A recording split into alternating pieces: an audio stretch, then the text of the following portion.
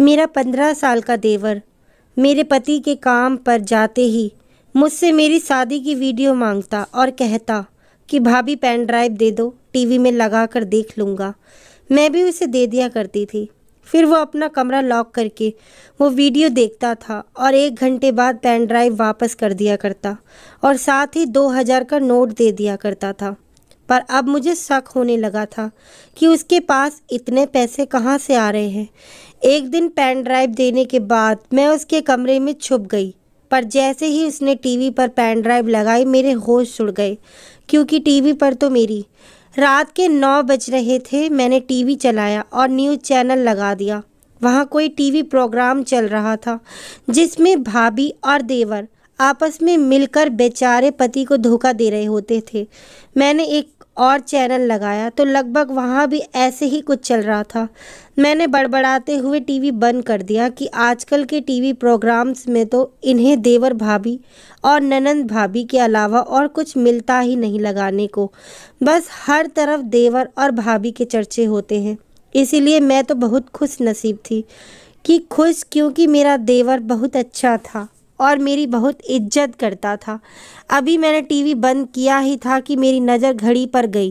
रात के 10 बज रहे थे। अब तक तो मेरे पति को आ जाना चाहिए था। 5 बजे दफ्तर की छुट्टी होती थी और वो 6 बजे तक घर आ जाते थे, मगर आज तो बहुत लेट हो गया था और वो अभी तक नहीं आए थे। उन्हीं का तो इंतज़ार करते करते टीवी लगाकर बैठ गई थी कि थोड़ा वक्त कट जाएगा। अब तो 11 बज गए थे। मेरी तो जान ही अटक गई। अजीब अजीब से ख्याल आ रहे थे कि कहीं उनके साथ कुछ बुरा तो नहीं हुआ होगा। फ़ोन भी तो नहीं उठा रहे थे। फिर मैंने अपने देवर के कमरे में गई। वो सो रहा था। मैंने जैसे जगाया और कहा कि जाओ अपने भाई का पता करो, अभी तक आए क्यों नहीं। अभी मैं उससे कह ही रही थी कि दरवाजे पर दस्तक हुई। मैं भागकर गई और दरवाज़ा खोला तो मेरे सामने मेरा पति खड़े थे। ये क्या देख रही हूँ, नहीं ऐसा नहीं हो सकता।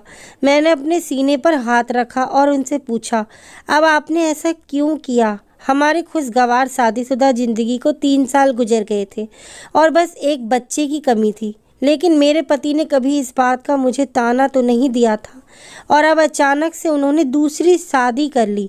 मैं किसी मूर्ति की तरह वहाँ खड़ी थी और वो अपनी दूसरी पत्नी को घर के अंदर ले आए। मैं चिल्लाते हुए पूछी, आपने क्यों किया। अगर बच्चे की इतनी ही चाहत थी तो मुझे पहले क्यों नहीं बताया कि मैं दूसरी शादी करने वाला हूँ। चुप कर धोखा देने की क्या ज़रूरत थी। मेरे पति ने भी गुस्से से कहा, मैंने बच्चों की वजह से शादी नहीं की, तुम्हारी हरकतें की वजह से की है। मैं सुन हो गई। कुछ समझ ही नहीं आ रहा था मैंने ऐसा क्या किया है। मैं तो हमेशा आपके लिए ईमानदार रही हूँ। उन्होंने जब से मोबाइल निकाल कर मेरे सामने किया, यह देखो अपनी आँखों से। तुम मुझसे पहले किस किस की बीवी रह चुकी हो। उनकी ऐसी बातें सुनकर ऐसा लगा कि अभी ज़मीन फट जाए और मैं उसमें समा जाऊं। मैंने उसका मोबाइल देखा तो उसमें मेरी कुछ तस्वीरें और शादी की कुछ वीडियो थी। मैं देखते देखते सब समझ गई कि क्या हुआ है। मैं 3 साल पहले पहुंच गई, जब मैं शादी करके इस घर में आई थी। मेरा नाम सिमरन है। हम 3 बहनें थी। भाई कोई नहीं था। मेरे पापा एक अकेले कमाने वाले और बाकी सब खाने वाले, तो बड़ी मुश्किल से गुजारा हो रहा था। अब बेटे की ख्वाहिश में बेटियों की लाइन लगा दी थी और अब उनकी शादी के वक्त तो पहले से भी बुरे हाल हो गया था। मेरी बड़ी बहन ने छोटी सी उम्र में ही घर के कामकाज सीखने शुरू कर दिए थे और माँ से सिलाई सीखकर पापा का बोझ को थोड़ा कम करने की कोशिश करने लगी थी।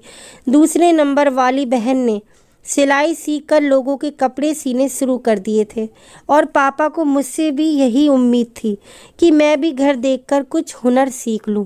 मुझे अपने घर का माहौल कभी पसंद नहीं आया था, जहां ख्वाहिश से मारनी पड़ती थी और एक एक चीज़ के लिए तरसना पड़ता था।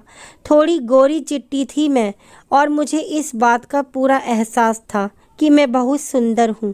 मैं अपनी माँ और बहनों की तरह एक घर से दूसरे घर में नहीं जाना चाहती थी। मैंने अपनी माँ से साफ कह दिया था कि मैं किसी अमीर घर में शादी करूँगी या फिर किसी ऐसे घर में जहाँ लोग ज़्यादा ना हो और मैं रानी बनकर राज कर सकूँ और मेरी किस्मत ने मुझे मौका दे दिया और मेरी मुलाकात करण से हो गई।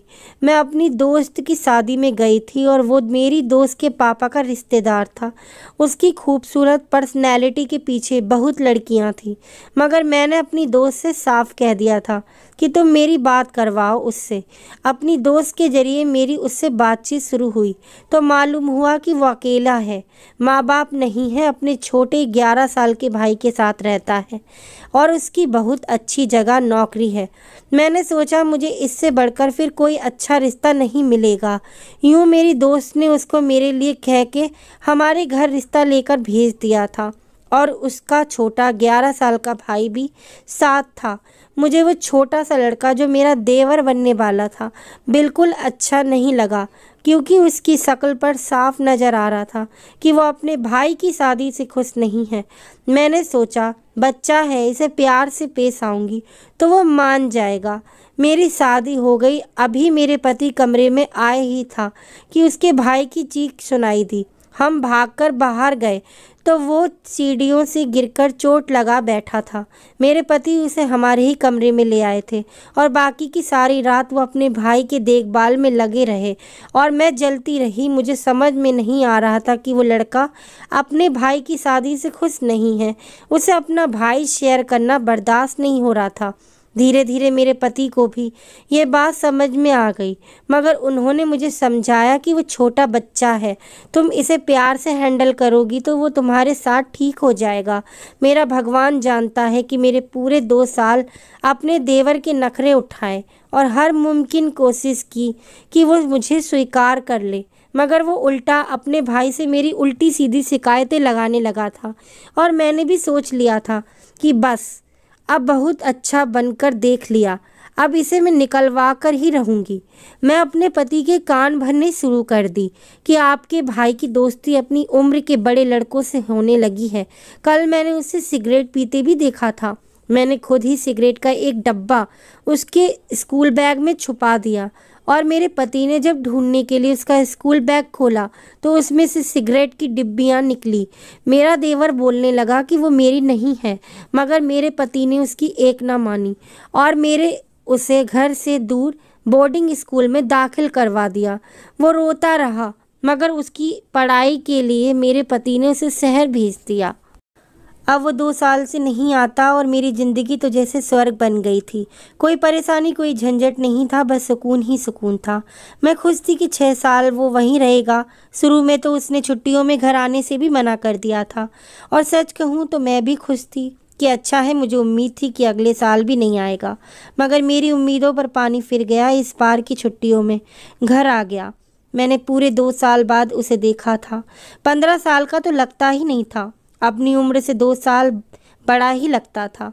मुझे मालूम था कि अब की बार वो घर आया है तो ज़रूर फिर से मेरे खिलाफ मुंह खोलेगा और अपने भाई को मेरे खिलाफ करने की कोशिश करेगा, मगर मैं उस वक्त हक्की बक्की रह गई जब उसने अपने पिछले किए की मुझसे माफ़ी मांगी और पहले की तरह बदतमीज भी नहीं लग रहा था। ज़्यादातर वक्त वो अपने कमरे में ही गुजारता था और खाना हम दोनों के साथ मिलकर खाता था। मेरे पति भी उसकी बदलती हुई आदत से बहुत खुश हुए थे। एक दिन वो मेरे पास आया, मुझे कहने लगा, भाभी अपनी शादी की वीडियो दीजिए, मुझे देखनी है। उस वक्त तो देखी नहीं, अब दिल कर रहा है कि देखूं। मैंने कहा वो तो पेन ड्राइव में है। कहने लगा हाँ तो पेन ड्राइव टीवी पर लगा कर देख लूँगा। मुझे कोई ऐतराज़ कैसे हो सकता था। मैं अपने कमरे में गई और उसे पेन ड्राइव लगा कर दे दी। उसने मुझसे वो पेन ड्राइव ली और अपने कमरे में लॉक कर लगाकर देखने लगा। मैंने ध्यान दिया और अपने कामों में लगी रही। 1 घंटे बाद अपने कमरे से बाहर निकल आया और मुझे पेन ड्राइव देकर थैंक यू कहा और साथ ही 2000 का एक नोट भी मुझे पकड़ा दिया। मैंने हैरानी से पूछा कि ये किस लिए, तो कहने लगा आप मेरी भाभी हैं इसीलिए, और कमरे में चला गया। जबकि मैं तो दंग रह गई थी। ये तो बहुत बड़ी बात थी कि वो इस कदर बदल गया है। अब वो शाम का खाना बनाने में भी मदद कर देता था। अब मेरा दिल भी उससे साफ होने लगा था कि अच्छा लड़का है, वैसे भी 2 महीने की ही तो छुट्टियों पर आया है, बाद में चला जाएगा। अकेले दिन से फिर से मेरे पति के काम पर जाने के बाद मुझसे पेन ड्राइव मांगी। मैंने हैरत से पूछा, कल भी तो दी थी। कहने लगा, भाभी 1 घंटे में कहाँ पूरी देखी जाती है, मेरे पास सिर्फ 1 घंटा होता है और फिर मुझे पढ़ाई भी तो करनी होती है, इसीलिए रोज़ थोड़ी थोड़ी करके देख लूँगा। उस रोज़ भी वो कमरा लॉक करके बैठा रहा। 1 घंटे बाद पेन ड्राइव वापस की और साथ ही फिर से 2000 का नोट भी दिया। मैंने उसे देखते हुए बेहद हैरानी से कहा कि ये 2000 किस लिए? कहने लगा, आपके लिए भाभी, आप मेरा इतना ख्याल रखती हैं, इतनी परवाह करती हैं, बस इसीलिए आप प्लीज़ इसे रखो। भाई के ही पैसे हैं जो उन्होंने मुझे दिए थे।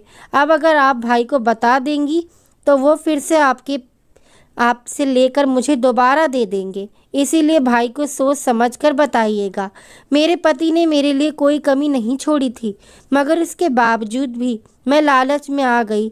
अब वो रोज़ाना ऐसा ही करता था। मेरे पति के काम पर जाने के बाद पेन ड्राइव मांगता और कमरा लॉक कर लेता। 1 घंटे बाद पेन ड्राइव के साथ 2000 का नोट भी देता। कहता था, भाभी इन पैसों को संभालती जाओ और जब बहुत सारी इकट्ठे हो जाए तो फिर शॉपिंग पर जाए। मुझे कभी कभी शक भी होता था कि ये इतने पैसे कहाँ से लाता है। मेरे पति इतने भी मेहरबान नहीं हैं कि उसे रोज़ जेब खर्च के लिए दे दें। फिर कौन देता है? 1-2 बार मैंने उसे एटीएम कार्ड जेब में डालकर बाहर जाते देखा था। शायद उसने अपना कोई अकाउंट बना लिया था या फिर वो मेरे पति के अकाउंट से पैसे निकाल रहा था। मेरी समझ में नहीं आ रहा था, क्योंकि अगर पैसे मेरे पति के अकाउंट से निकाल रहा होता तो मेरे पति को अब तक तो पता चल जाता। अब मुझे उसका कमरा लॉक करके शादी की वीडियो देखना भी सोच में डाल रहा था। मैंने 1-2 बार कमरा खुलवाने की कोशिश की, मगर उसने दरवाज़ा नहीं खोला और पूरे घंटे बाद ही दरवाज़ा खोला। कहने लगा, भाभी जब मैं कमरा बंद किया होता है तो दरवाज़ा मत खटखटाया करो। अब तो मेरा शक यकीन में बदल गया कि कुछ तो गड़बड़ है। क्या है कमरे में? और सबसे बड़ा सवाल ये कि किसके पास आते कहाँ से हैं और इतने पैसे जो ये मुझे दे देता है। मैंने फैसला कर लिया कि मुझे मालूम करना ही होगा कि ये सारा चक्कर क्या है, आखिर ये क्या छुपा रहा है। वो अगले दिन शाम के वक्त घर से बाहर निकला तो मैं भी उसके पीछे पीछे गई। देखूँ तो सही कहाँ जा रहा है। वो बैंक गया था। मैं बैंक देखकर हैरान रह गई कि यहाँ क्या कर रहा है। उसकी तो उम्र भी इतनी नहीं कि इसका अपना अकाउंट बना हुआ हो, और अगर बना भी हो तो वो कमाता भी नहीं है जो इस तरह आकर पैसे निकाले। ये सब क्या था? मेरा सर चकराने लगा। बैंक से सीधा वो घर आया था और कुछ देर बाद पेन ड्राइव लेकर अपने कमरे में चला गया। मैं कमरे के बंद दरवाजे से कान लगाई। शादी की वीडियो थी, उसके बैकग्राउंड म्यूजिक, अगर वो वीडियो देख रहा था तो म्यूजिक की आवाज़ भी आनी चाहिए थी, मगर कमरा कैसे अंदर सन्नाटा था, जैसे कोई कमरे में है भी या नहीं। अब तो मैं पक्का फैसला कर ली कि मुझे खुद अंदर जाकर देखना होगा कि वो करता क्या है। मैंने प्लान बनाया कि मुझे क्या करना है। अगले दिन उसने शादी की वीडियो मांगी। मैंने उसे पेन ड्राइव दे दी और उससे पहले कि वो कमरे में जाकर बंद होता मैंने कहा, मेरी तबीयत ठीक नहीं है, मैं सोने जा रही हूँ, जब उठूँगी तो पेन ड्राइव दे देना। कहने लगा, ठीक है भाभी। मैंने कहा, अच्छा तो जरा बाहर देखो कौन है। दरवाजे पर दस्तक हुई है। वो जैसे ही बाहर वाले गेट की तरफ बढ़ा, मैं जल्दी से उसके कमरे में आ गई और सोफे के पीछे छुप गई। उसमें आवाज़ दी। भाभी गेट पर तो कोई नहीं था और अपने कमरे में आकर दरवाज़ा लॉक कर लिया। मैं ऊपर देखने लगी कि वो क्या करने वाला है। उसने अपना कंप्यूटर ऑन किया। कुछ देर वो अपने कंप्यूटर पे लगा रहा और टीवी पर एक शादी की वीडियो चलने लगी। उस वीडियो को देखकर मेरे होश उड़ गए, क्योंकि वहाँ टीवी पर दुल्हन तो मैं ही नज़र आ रही थी, लेकिन दूल्हा कोई और था, रिश्तेदार कोई और थे, शादी का सारा सेटअप भी कुछ और ही था। मेरे को समझ में नहीं आया कि यह क्या कर रहा है। ये कैसे मुमकिन है कि मैं इस तरह किसी और वीडियो में। मैं इस वक्त अपनी जगह छोड़ी और उसकी तरफ देखा। वो मुझे अपने कमरे में देखकर घबरा गया और बोला, आप यहाँ मेरे कमरे में? मैंने कहा, हाँ तुम्हारे कमरे में, क्योंकि मुझे शक हो रहा था कि तुम अपने कमरे में घंटा भर लॉक लगाकर क्या करते हो, इसीलिए आज यहाँ छुप गई कि देख सकूं, और मैंने देख भी लिया। मैंने टीवी की तरफ इशारा करते हुए कहा, यह सब क्या चल रहा है? क्या ड्रामा है ये, मुझे जल्दी से बताओ, वरना मैं अभी तुम्हारे भाई को कॉल करके बुला लूँगी। वो जल्दी से कहने लगा। नहीं नहीं, भाई को मत बताइएगा, मैं आपको सब सच सच बताता हूँ। मैं असल में वीडियो एडिटिंग सीख रहा हूँ। भाई को और आपको सिर्फ इसीलिए नहीं बताया क्योंकि भाई गुस्सा करते हैं कि पहले पढ़ाई कर लो। बोर्डिंग स्कूल में बहुत से लड़के एडिटिंग करते थे, तो उनको देख देख कर मुझे भी शौक होने लगा और मैं भी सीखने लग गया। अब लोग सिर्फ शौकिया करते थे, मगर फिर वीडियो एडिटिंग के प्रोजेक्ट मिलने लगे और हमें इसके बदले पैसे मिलने लगे।